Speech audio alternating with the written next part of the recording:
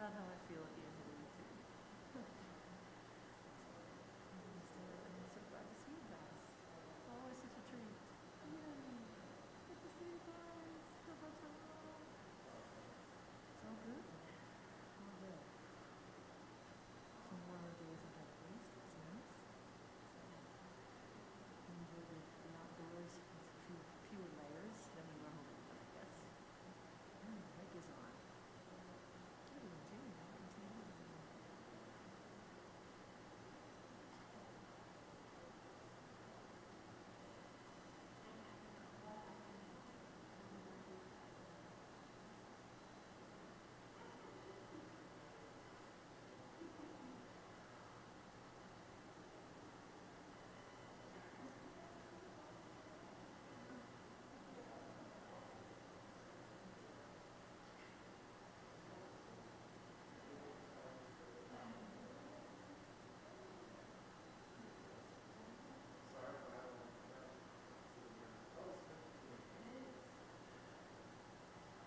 All right, Shabbat Shalom. Good to see some of you here, and I know that we always have a lot of people joining us online. It's nice for me to be back. It's been a couple Fridays since I've been here, and so I'm thrilled to be here.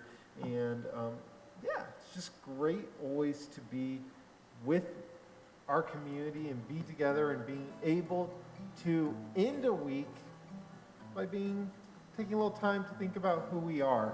And what our values are and what our community is. So we're going to begin. What do you think? Hine Matov? Yes. How great it is to be together. Hine Matov, page 128.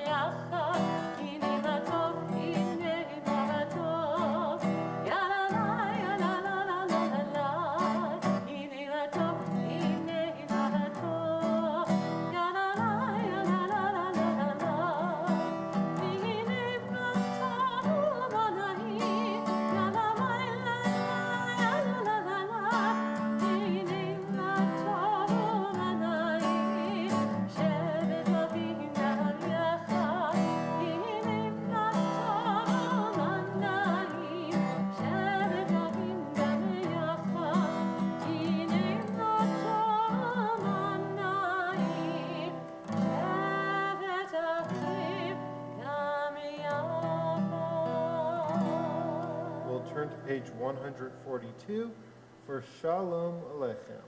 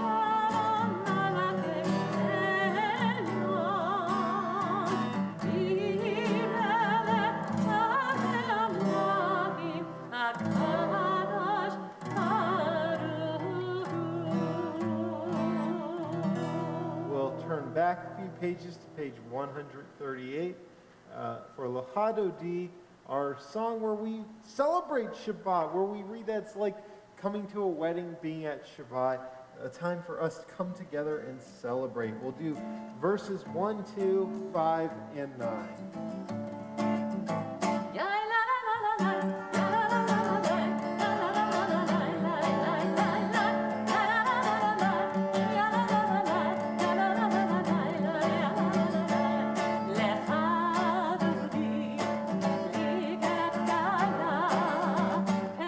Shabbat.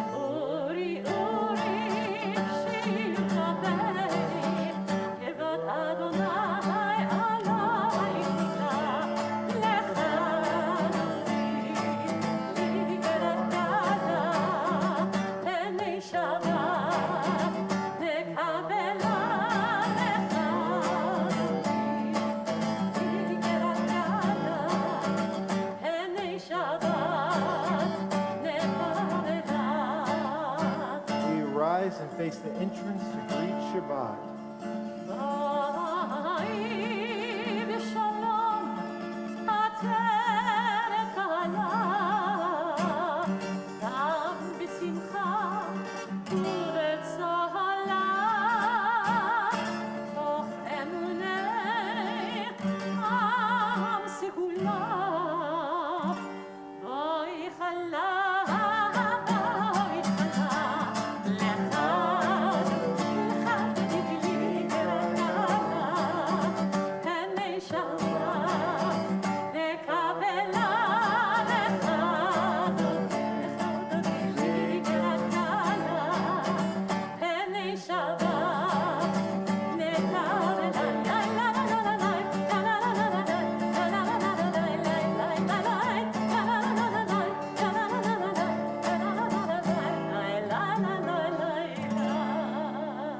Now that we've greeted Shabbat, let's take a moment and greet each other and maybe introduce yourself to somebody, or, you know, if you see a friend that you haven't seen in a while, wish them a Shabbat Shalom, and when you hear the music play, that'll be our cue to resume.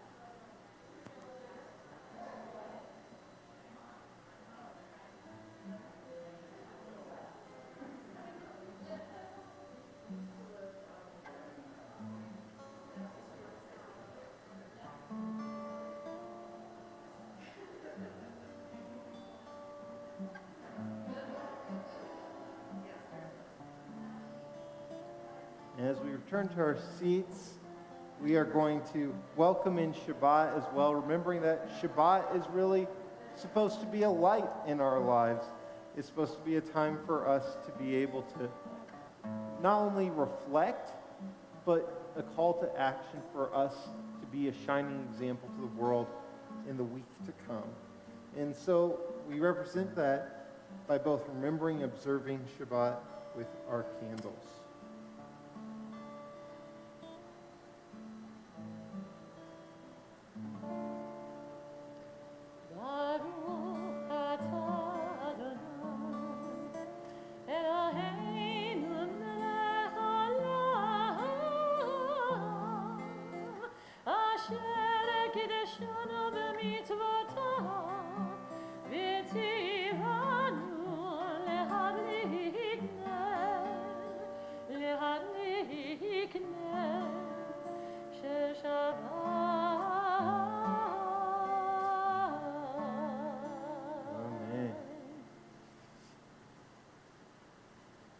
Turn to the Hatzi Kaddish, page 144.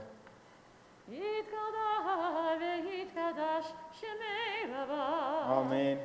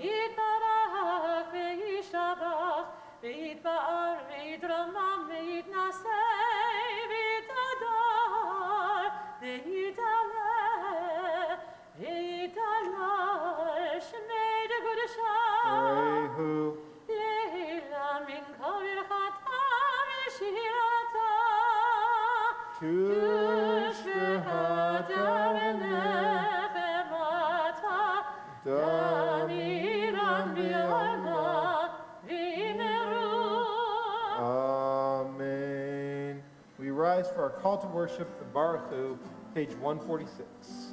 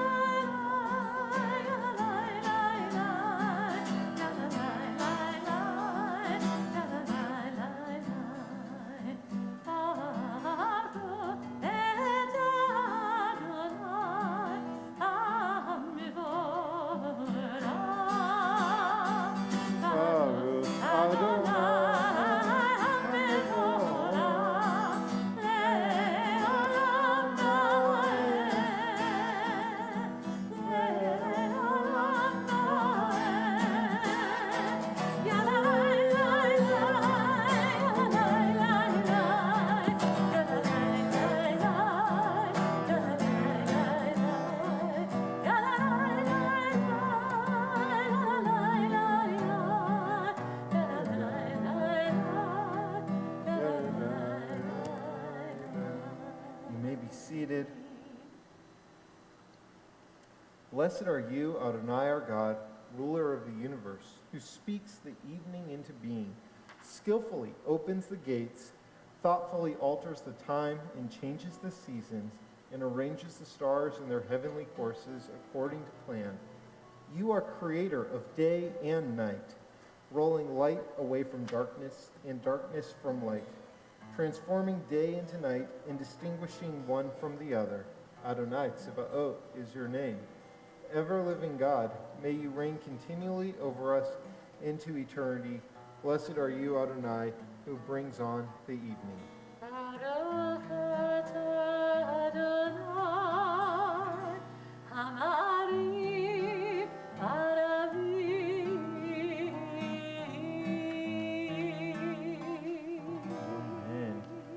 One of the reasons I think that we've had this wonderful relationship with God for over 4,000 years now, we read this past weekend about the beginning of that covenant between the Jewish people and God, is because of that word I just used, covenant. It's about relationships. We gave a sermon about this recently, how it's kind of like a contract, but there's a difference. In a contract, you put your faith in the document.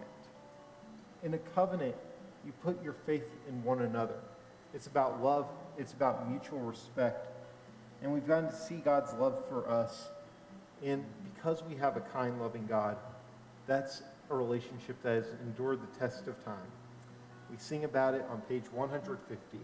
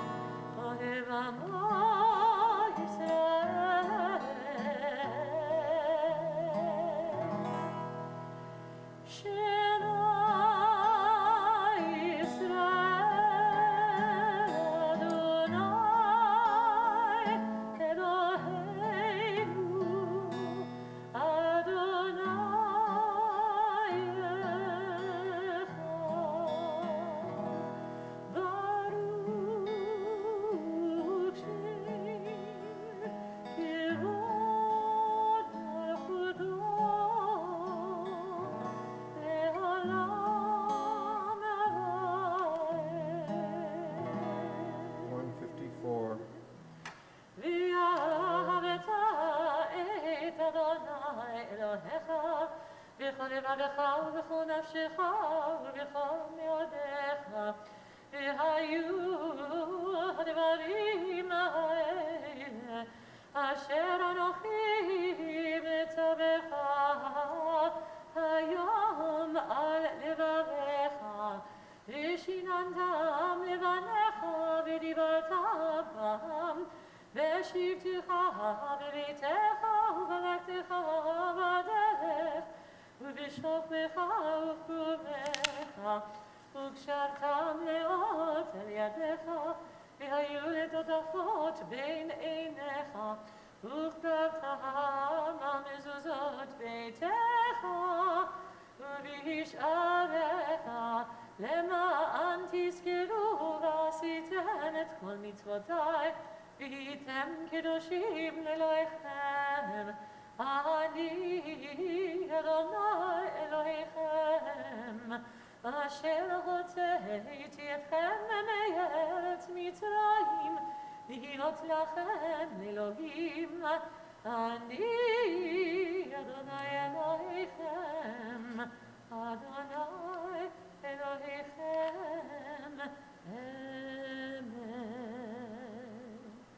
When our people left Egypt, they weren't just leaving behind slavery and bondage. They were leaving behind unkindness and meanness of people who didn't see them as human, who saw them as commodities and less than. And when they crossed the sea, one of the first people who they encountered was Moses' father-in-law, Jethro, who was not an Israelite, but was a Midianite. And did they look down on him or treat him badly? No, instead we read that Moses ran up to him and hugged him and kissed him and sat and took advice and counsel from him. And this was the type of leadership that Moses showed in that moment, was respect for others and the recognition that all people, not just our own, contain holiness. And I think that's what we were celebrating when we left Egypt, was not just our freedom, but rather leaving behind a situation where others didn't see holiness in us, and us being empowered to lead ourselves the way we want to lead, which is by ultimately recognizing holiness not only in one another, but in all people as well. So with that, we sing that song of freedom and redemption, of kindness, of who is like God. Nobody's like God, but each of us was made in God's likeness. And that's important to remember. Page 158.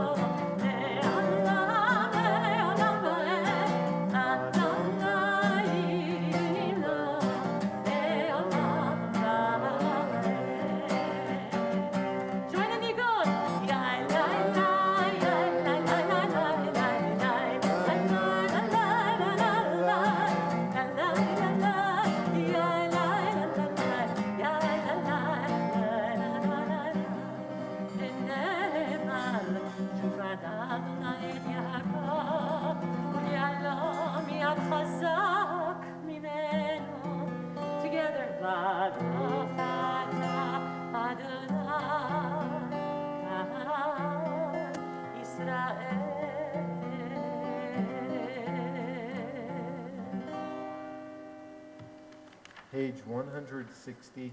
We ask God to watch over all of us, no matter what situations we're facing and help us to lie down in peace and wake up again, renewed and in peace.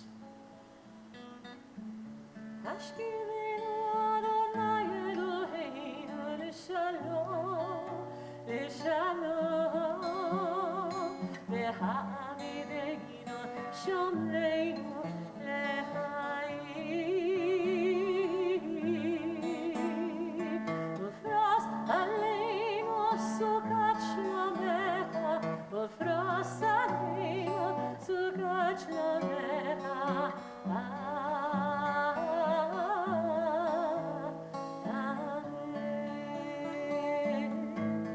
Sing with me. Hashkivenu Adonai Eloheinu L'Shalom, L'Shalom, V'ha'amideinu Shomreinu L'Chaim, Ufras Aleinu Sukat Shlomecha, Ufras Aleinu Sukat Shlomecha.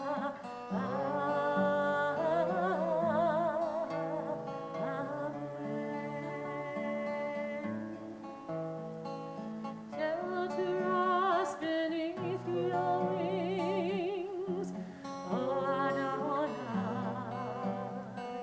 Guard us from all harmful things, O Adonai. Keep us safe throughout the night, till we wake with morning's light. Oh, teach us, God, wrong from right. Amen. Hashkivenu Adonai Eloheinu L'Shalom, L'Shalom, V'ha'amideinu Shomreinu L'Chaim, Ufras Aleinu Sukat Shlomecha, Ufras Aleinu Sukat Shlomecha.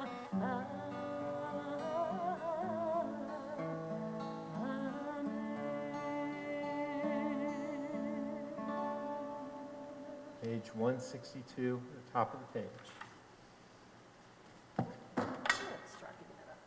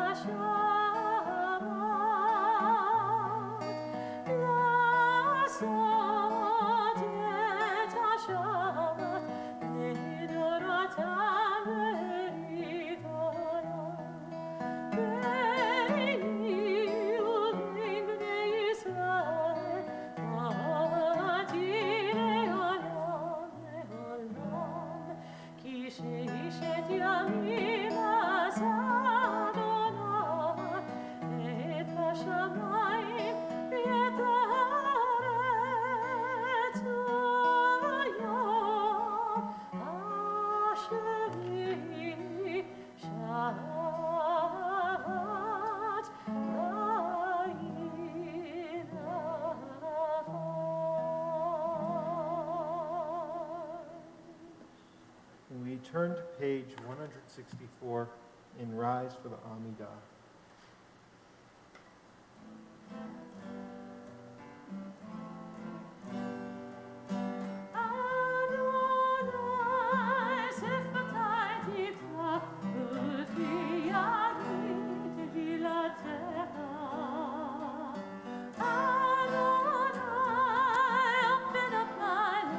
That my mouth may declare your praise. La la la la, la la la la, la la la la.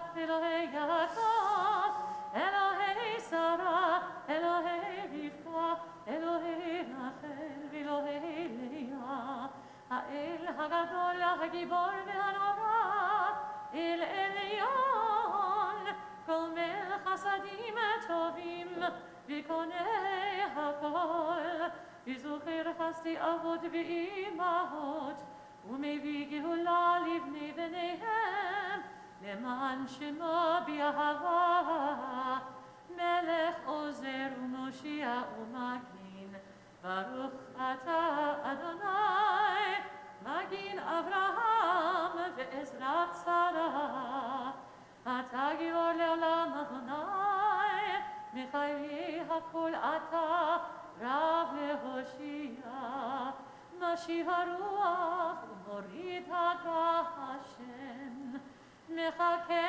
לחיים בחסד, מחיי הכל ברחמים רבים, סומך נופלים ורופא חולים, ומתיר אסורים, ומקיים אמונתו, לשני עפר, וכמוך בעל גבורות, ומדומה לך, מלך ממית ומחיה, ומצמיח ישוע, ונאמן אתה להחיות הכל, ברוך אתה אדוני, מחיי הכל.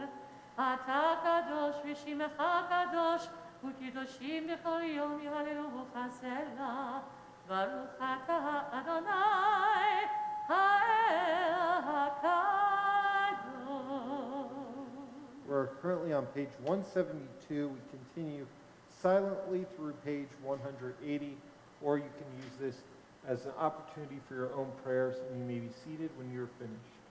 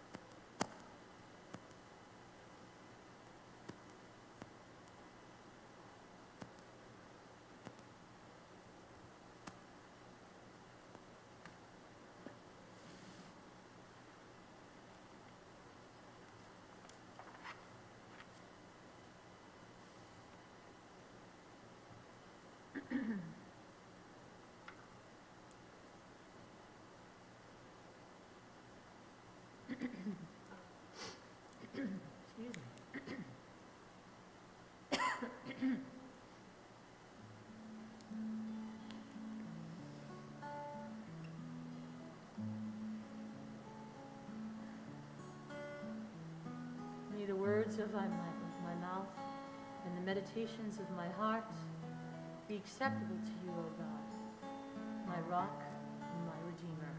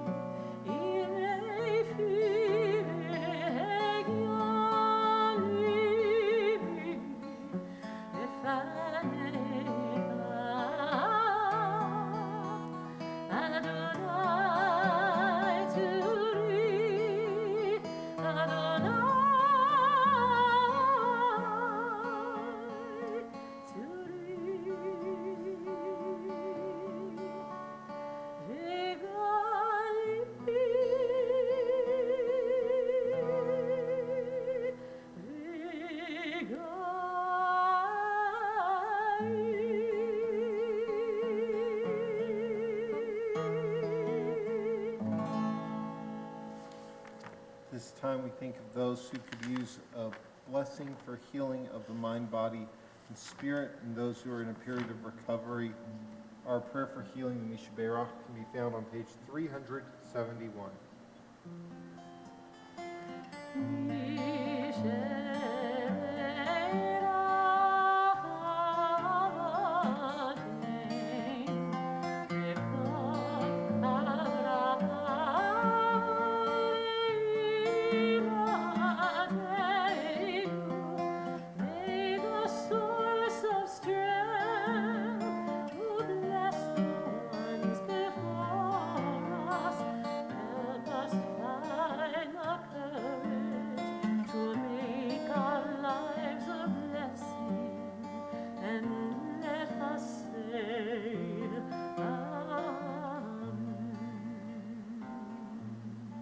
This week we think of these members of our community and their loved ones.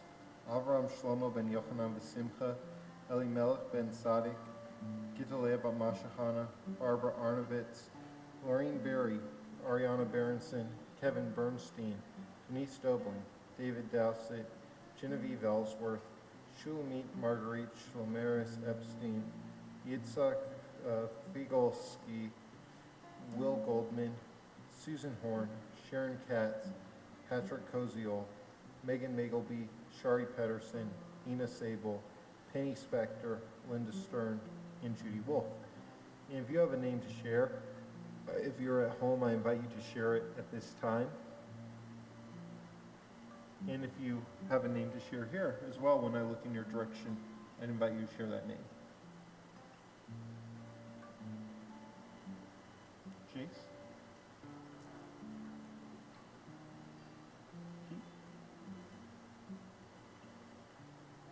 Yeah.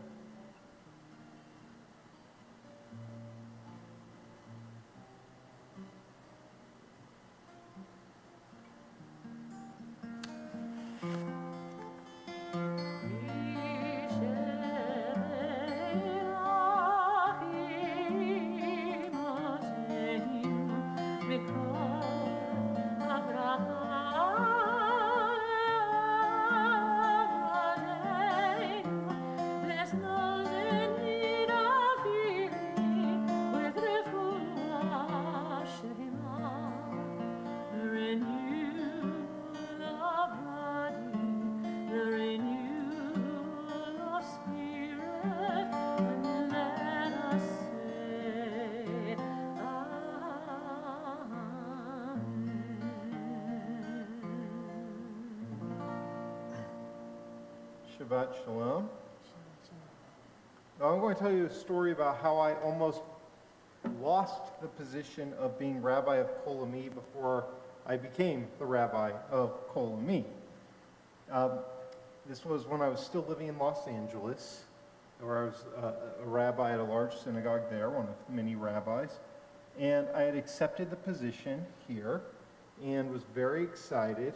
And then about a month before I moved out here, I was sitting in my office in Los Angeles, and I got a phone call from Kol Ami's executive director, Danny Berman. I said, "Danny, what's going on? How you doing?" He said, "Well, I was calling, it's a little uncomfortable, but some congregants are upset with you." And I was like, "Already? I haven't even started. How are people already upset with me?" And he said, "Well, it's because of what you put on Instagram." And I went, "Oh my gosh, what did I put on Instagram?" Then I went, "Wait, Danny, I don't have an Instagram." And he was like, "Well, that's good to hear, but somebody made an Instagram for you." And I was like, "I'm sorry, what?" So I go onto Instagram, and I find me on Instagram. Sure enough, it's a picture of me and a bunch of other stuff.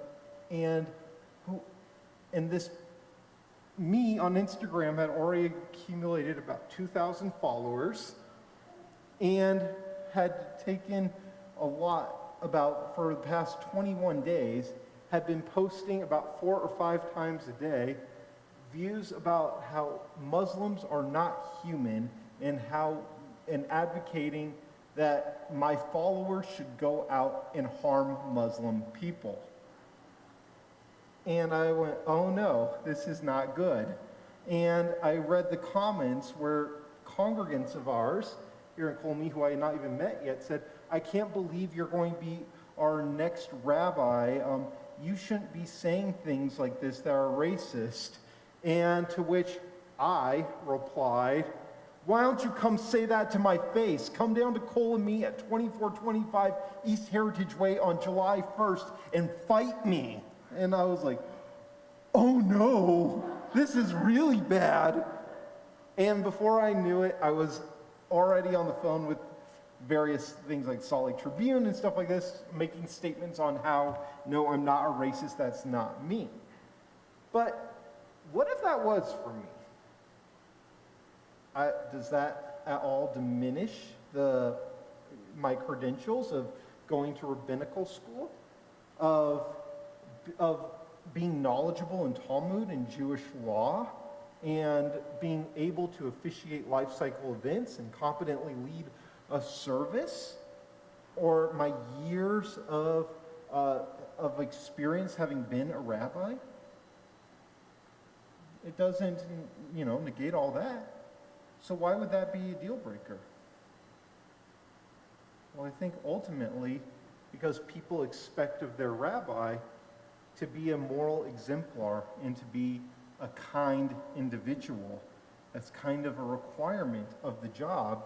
A big part of the job is not just your knowledge, but your character. And the character of somebody's rabbi is a reflection on their community. And this is something that we see throughout history, is that people take pride when they have leaders who are of good character. But also more than that, we see a lot of people come into leadership and a lot of groups that do not necessarily have strong moral character. And how do those groups and leaders survive? In particular, I think about the Thugim. Maybe you've never heard of them. But this is actually where the word thug, which today is used often in a racist context, but where that word came from originally was a group in India when the caste system was in place. Every tribe, every group in India had their role. And the Thugi tribe, their role was to pillage, to steal, to rape, to burn down villages. And for generations, people tolerated this because they said, well, this is what the Thugi do. And eventually one day, folks said, but does that have to be the case? And they took up arms and fought against the Thugi and eliminated the Thugi. And while there still are many, many, many groups within India, and a lot of diversity within India, the Thugi is no longer among them. Because ultimately people said, we cannot have groups that are immoral. And the very first example of a society being brought down by a lack of morals is what we read in the Torah this week about the destruction of Sodom and Gomorrah. Now, the entire world had been destroyed in the flood of Noah. But in this particular case, God said these two societies need to go. And Abraham argues with God in this great tradition we have that I love telling folks about, because our Latter-day, in the LDS church, there's a lot of sort of you respect the hierarchy and stuff, and you follow in line with this. And I say, for us Jews, it's the opposite. If Abraham can argue with God, then hell, my congregants can argue with me. Who am I? But in Sodom and Gomorrah, Abraham argues, says, would you destroy these towns if there's 10 good people in them? And God says no. And there's not even 10 good people. It's kind of like my wife, who has worked in HR and has to terminate people sometimes for her job, tells me. She said, usually in more cases than not, I have to remind myself, I'm not firing that person. They got themselves fired through their bad behavior. And this is the same thing that we see in Sodom and Gomorrah, is they are brought down by their own lack of morals, their own lack of care for others. And this lesson from 4,000 years ago is one we see over and over and over again. And a prominent example that comes to my mind was almost 11 years ago with a man named Muhammad Bouazizi. And Muhammad was known as a really funny guy with a great sense of humor, didn't take life too seriously. But over time, his family ran into problem after problem, and he did everything he could to help them. And as a result, he went into greater and greater debt and had worse and worse poverty. And what he ended up, and he stopped seeing humor in life. He stopped taking life lightly, and he stopped having joy. And what he would do every day was peddle a fruit cart in the streets of Tunis, Tunisia, to try and get by. And well, one day, the police came up to him, asked to see his permit. He didn't have a permit, so they took his scales off of his fruit cart and confiscated them and knocked over his fruit cart and yelled at him and degraded him. And upset, Muhammad went to talk to the local authorities about this and to his local officials who were supposed to represent him. And they just laughed at him and refused to talk to him at all. So what did Muhammad Bouazizi do? He walked into the middle of the town square and he lit himself on fire and burned to death. And this act sparked the Arab Spring, and within a couple weeks, the Tunisian government had been overthrown. 3 weeks after that, I was actually in Cairo, Egypt. And I've been to a lot of countries around the world. I've never seen poverty anywhere like I've seen in Egypt, with millions of people living homeless in a cemetery. And also people, I remember, crawling on the ground without legs because they couldn't afford wheelchairs. And yet, their president, Hosni Mubarak, who ruled with an iron fist, was worth an estimated $80 billion. And he wore pinstripe suits. And if you looked under a magnifying glass on his pinstripe suits, the pinstripes would read, Hosni Mubarak, Hosni Mubarak, Hosni Mubarak, all the way down in gold leaf. $20,000 for that suit, while his people starved. And we saw the people stand up and, as a result, overthrow him. The man who had been in charge for 30 years completely fell in a week. When we see that people who are supposed to lead us decline in their morals, in their ability to see holiness in others, what we end up seeing is that their governments and their societies end up collapsing. Other countries collapsed during that Arab Spring as well. And when we look back at history, we see how the Roman Empire, the greatest empire in the world, dissolved after their leadership sexually exploited people and also were corrupt and took money that was meant for the people and raised taxes more and more and more just to make themselves wealthier instead of providing services. We see that the British government's rule over India collapsed when the Indian people said, we cannot go through life anymore without dignity, without having some say in our own land, in our own country. And we saw likewise that apartheid South Africa collapsed too, when the people there said, we don't want to be treated as less than because of who we are on our native soil. We don't want government that's racist. And it was the rest of the world that ended up saying, no, South Africa, we will not deal with you if you become immoral like this, if you remain immoral. And of course, the most prominent example has to be that of the 1,000-Year Reich, Nazi Germany. It's called the 1,000-Year Reich because Adolf Hitler guaranteed that this government was going to be so great, so powerful, so strong, it would last for 1,000 years. No, it lasted for 12. 12 years. And then Germany found itself in complete ruin. And I remember somebody once telling me, well, it was all Hitler's fault. Was it all Hitler's fault? No, the society started latching on to his ideals. And I remember in Berlin, Germany, seeing a monument dedicated to these brave, courageous women who were not Jewish, who had married Jewish men and their husbands were taken away. And for a few weeks, they protested every single day outside of Nazi headquarters. And not wanting a PR nightmare, the Nazis returned their 200 husbands to them. That tells you a couple things.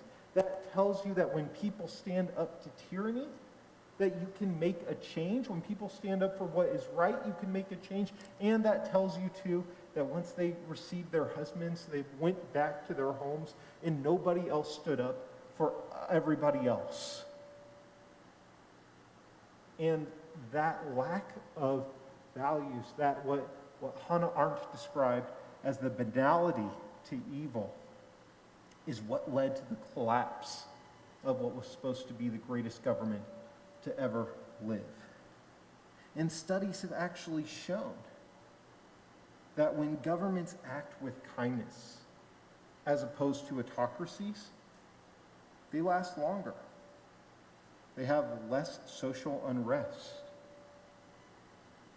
Another place I got to go was Iceland. And they told me we don't have unrest in Iceland. We don't have injustices and such. We make sure that everyone is treated with kindness. We make sure we have LGBTQ rights. And when foreign leaders who do not appreciate LGBTQ rights come and visit us, we make sure that we put out rainbow flags outside of every window and our prime minister wears rainbow socks to meet with them. We make sure that we give equality to women, and we require every single company to provide us a list of their salaries to make sure that everybody is actually following through with that. And we provide quality to men, too, by making sure that when they become fathers, that they are given equal time off so that they can bond with their child. And when we go up to the Prime Minister's office and say, we want to speak with the Prime Minister, she comes out and talks to us. This is who we are. And we don't have problems here, and our government has lasted Always. Because we treat one another with kindness. It's just, I mean, I never hear about upheaval in Iceland, but that's just me maybe not tuned into it. And so perhaps I think this is why Judaism has survived. Because ultimately, like Hillel taught, the message of the Torah is that which is hateful to you, do not do unto another. This is the entire Torah. The rest is all commentary. Now go and study. And I love that because a lot of people say it's, well, do unto others as you want others to do to you. No, I would love for someone to come up and give me $1 million. I'm not going to go and hand out $1 million. But that which is hateful to us, we cannot do unto another. And Judaism's greatest contribution to the world, I think, was that Judaism was the first faith to introduce the idea that every single person, regardless of what they look like, who they are, what their social status is, what they believe in, is made in God's image and likeness. That's a beautiful thing. It's essentially telling us that if we aren't treating others with holiness, we are degrading God. We are committing blasphemy. And it was the prophets of our Tanakh who called out governments and societies that didn't adhere to this standard. And nobody wanted to be a prophet. Being a prophet was miserable. You go around and tell people, hey, you're acting like a jerk, and then they get mad at you. But they did this because they were trying to save society. And these annoying people who are so self-righteous and telling us how we should behave, how do we remember them?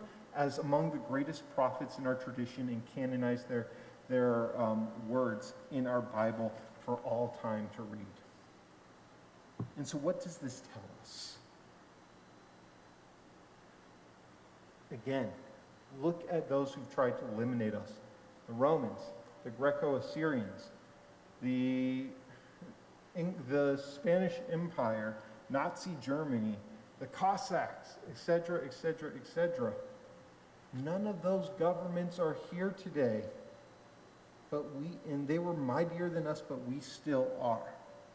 A qualification for survival, for leadership, must be kindness, must be morality.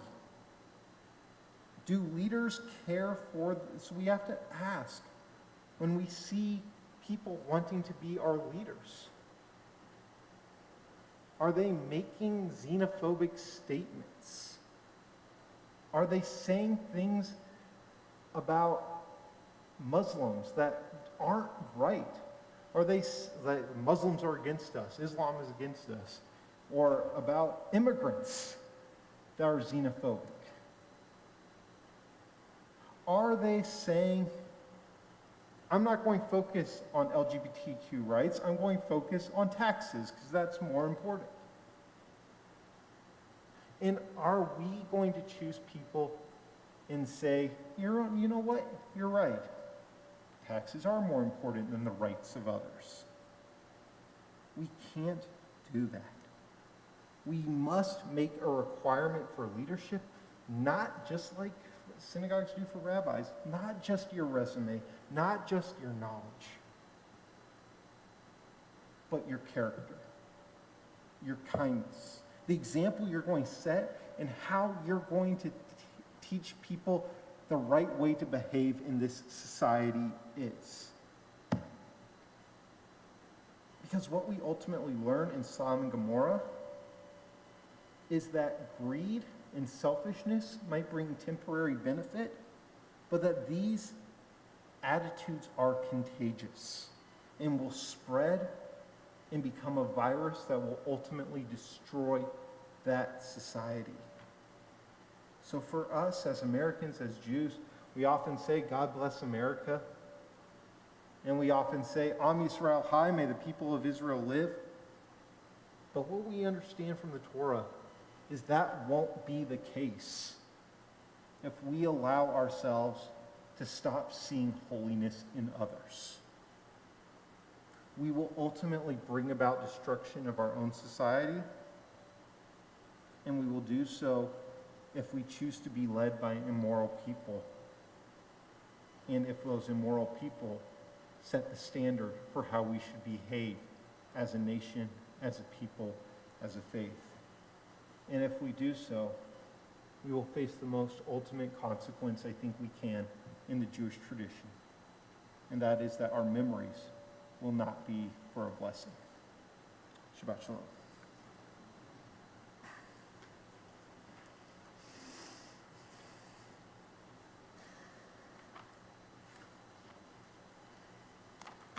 Turn in your Siddur to page 652. It's a beautiful piece written in Israel, both lyrics and music. It's called Ani ve'ata. You and I will change the world, and all will join us. Though it has been said before, it doesn't matter. You and I will change the world. We will start from the beginning. It may be difficult, but it does not matter.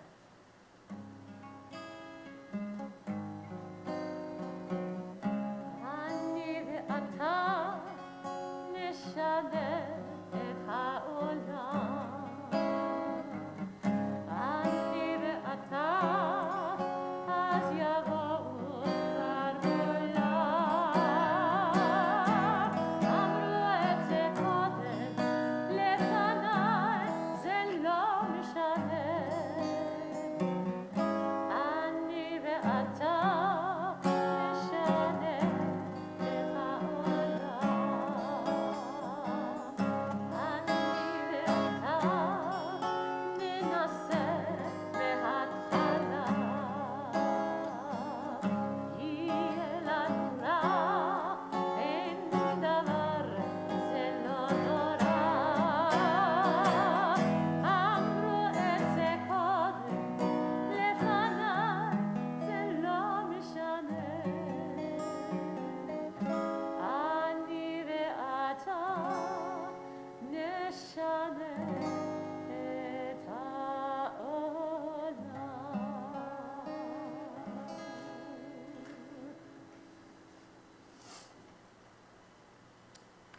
See Dov Delay here, by the way, from our board trustees. Dov, thank you for all you do for us. Would you like to come up and make the announcements for us? Please, my friend.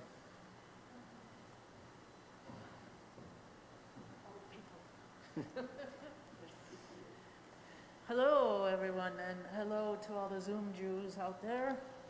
Thank you for wearing the rainbow colors, Rabbi. That's really nice. You know, I have a feeling that the Zoom Jews out there and you in here, we've made a commitment to be here tonight, and that's a mitzvah to me in itself. But there's so many other mitzvahs we can do here and be engaged. I love this. There's so much to do here in the synagogue lately. My goodness, there's so much. I don't know what I can choose here.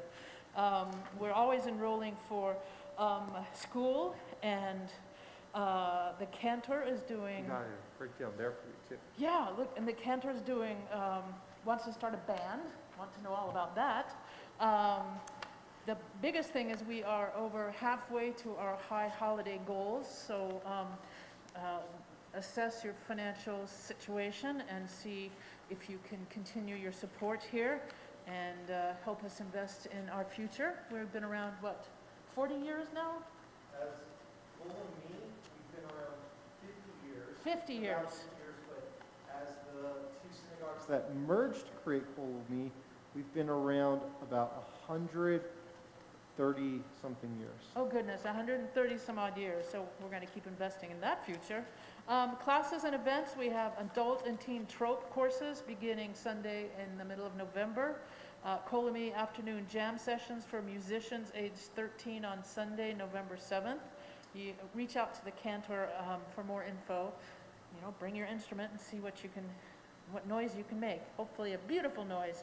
Consecration and special Hanukkah Shabbat service Friday, December 3rd at 6:30 p.m. Hanukkah is early this year. It's what, the 28th of November? And we have a KAJY Hanukkah party Wednesday, December 1st, following religious school. Religious school Hanukkah party Sunday, December 5th, following religious school there at the Rafi Schwartz Religious School. A Hanukkah Film Festival is going to be shown the week of November 29th through December 6th, and you can find out all about that on the website. And both religious school and preschool are still enrolling. I think I mentioned that. And for our guests, always return your lanyards to the basket located on the table out there. And we want to thank our rabbi and our cantor and our gabbai, Danny, and our usher for their assistance, as well as all of our volunteers and donors for everything that you do to help us fulfill our mission and our vision. Shabbat Shalom, everybody. Shalom. Thank you, Dove. Dove, you are one of those wonderful volunteers who helps us be such a special place. We're grateful to you. We are going to resume our service, page 586, with the Aleinu at the top of the page. And do we want top of the page? Bottom of the page. Let's do bottom of the page. I like bottom of the page. And page 586, I invite you to please rise.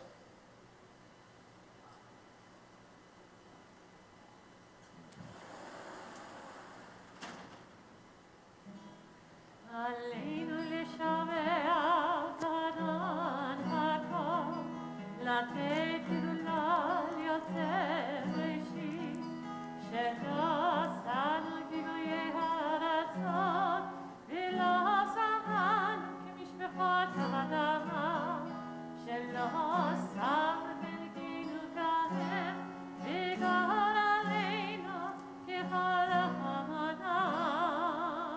ואנחנו קוראים ומשתחווים ומודים לפני מלך מלכי המלכים הקדוש ברוך הוא שהוא נוטש שמיים ויסר ארץ ומשה מקרוב בשמיים ממעל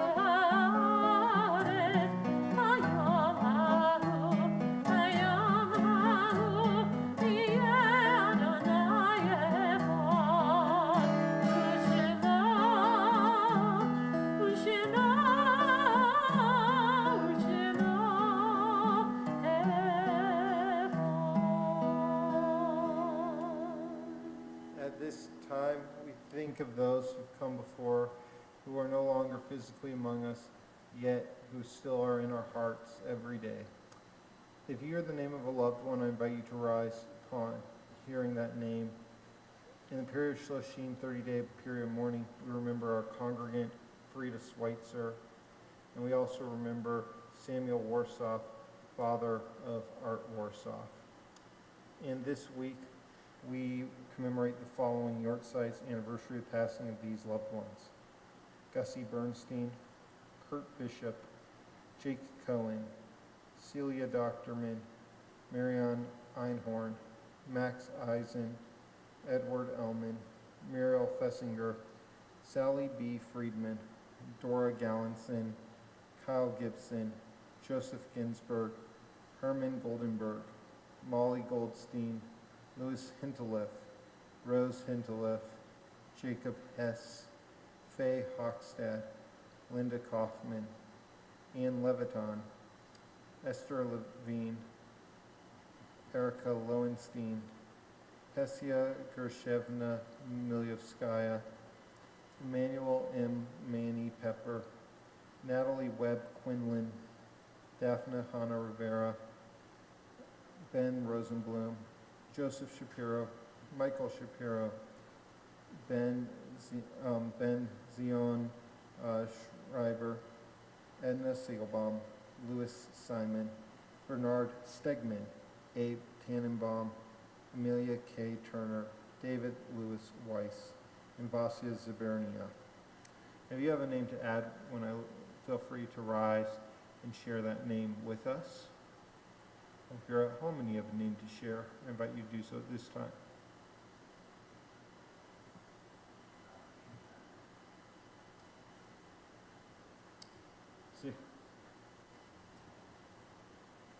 Zichronam Livracha, may their memories be for a blessing.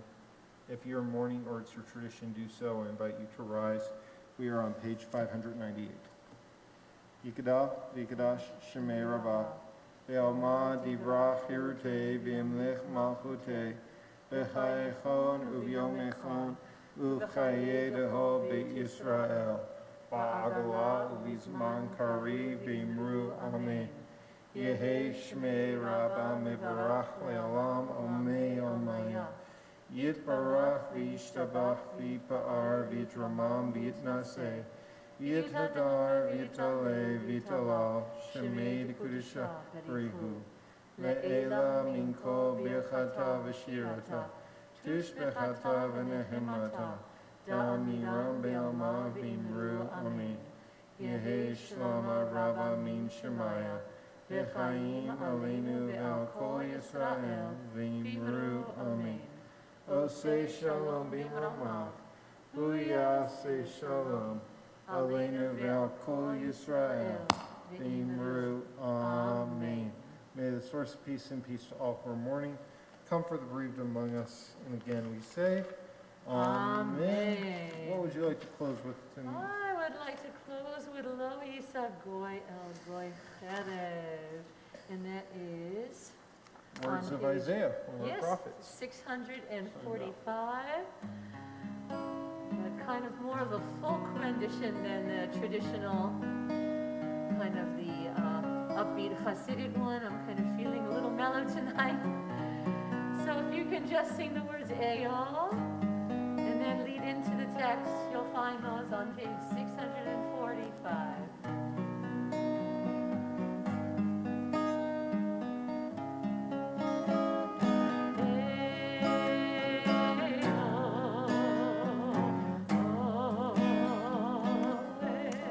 Try that.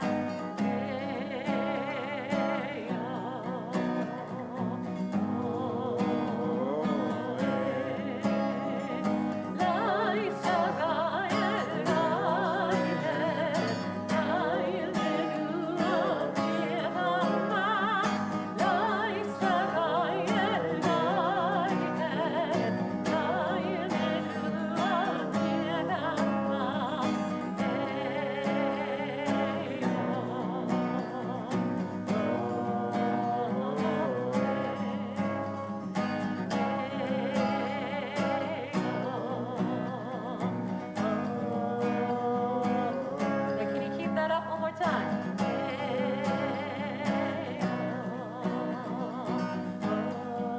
As you keep singing this, I'll sing the other part.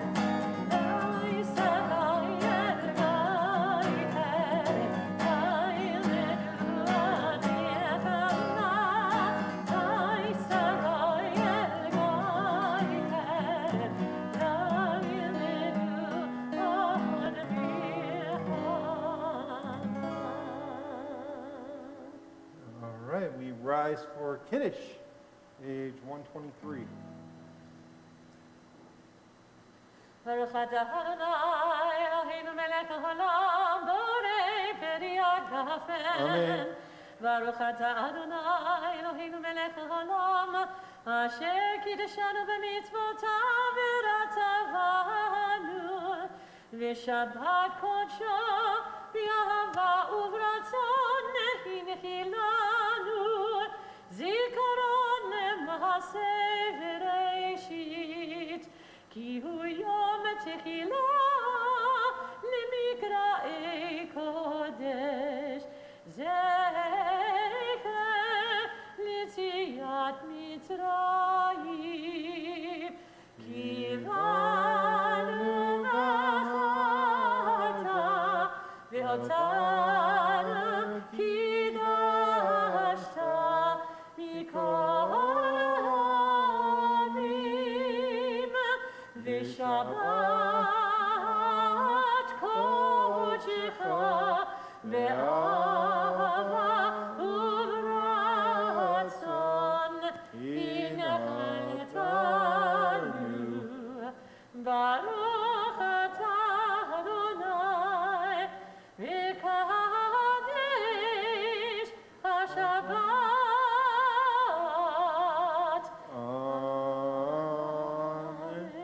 Amen. L'chaim. לחיים. טובים. And we will also bless our challah, and then we will call it a Shabbat service. ברוך אתה אדוני אלוהינו מלך העולם, המוציא לחם מן הארץ ותאוות Tehavon and Shabbat Shalom. שבת שלום. שבת שלום, שבת שלום, שבת שבת שבת שבת שלום, שבת שלום, שבת שלום, שבת שבת שבת שבת